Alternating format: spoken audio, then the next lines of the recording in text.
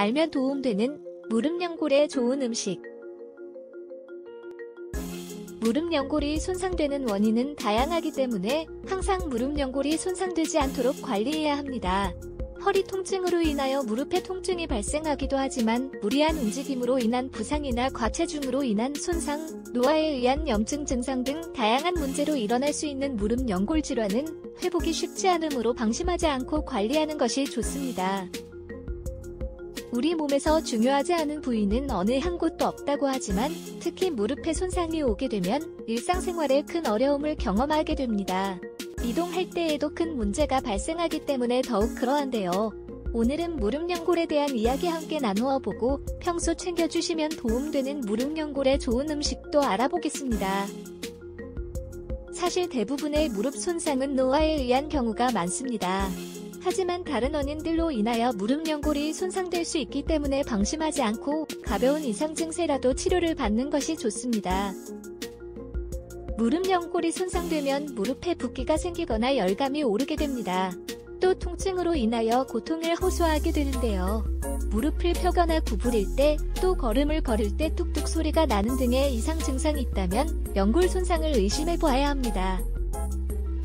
만약 한쪽에만 손상이 있다 하더라도 다른 한쪽에 무리를 더 주어 결국 양 다리가 모두 악화될 수 있으므로 조기 치료하는 것이 좋습니다.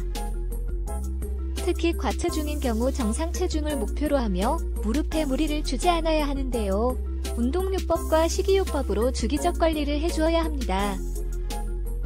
그럼 평소에 챙겨보실 수 있는 좋은 음식들 몇 가지 알아보겠습니다. 연골과 관절, 항염에 도움되는 식품인 생강을 챙겨주세요. 생강은 천연 항염제로 관절염에 도움을 줄 수 있습니다. 또 불포화 지방을 풍부하게 포함하고 있는 호두나 땅콩, 아몬드와 같은 식품들을 적절한 양 챙겨주시는 것도 좋습니다.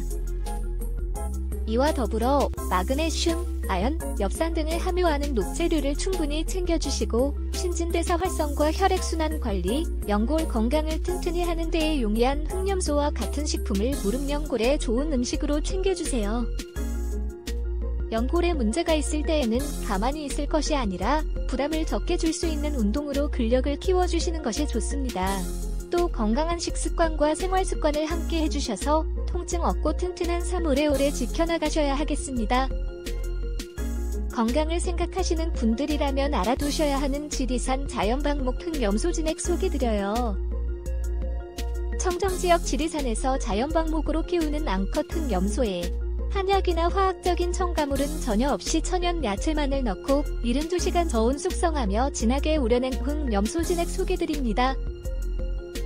누린내가 심한 수컷이나 덜 자란 9개월 미만의 흑염소가 아닌 1년 6개월 이상 튼튼히 키운 암컷 흑염소의 영양을 그대로 담았습니다. 22.8% 이상의 높은 고영분 함량으로 제대로 된 진액을 찾으셨다면 꼼꼼히 체크하세요. 우리 가족 건강관리에 신경이 쓰이신다면 잊지 말고 챙겨보세요. 궁금하신 점은 언제든 연락주시면 자세히 안내드리겠습니다.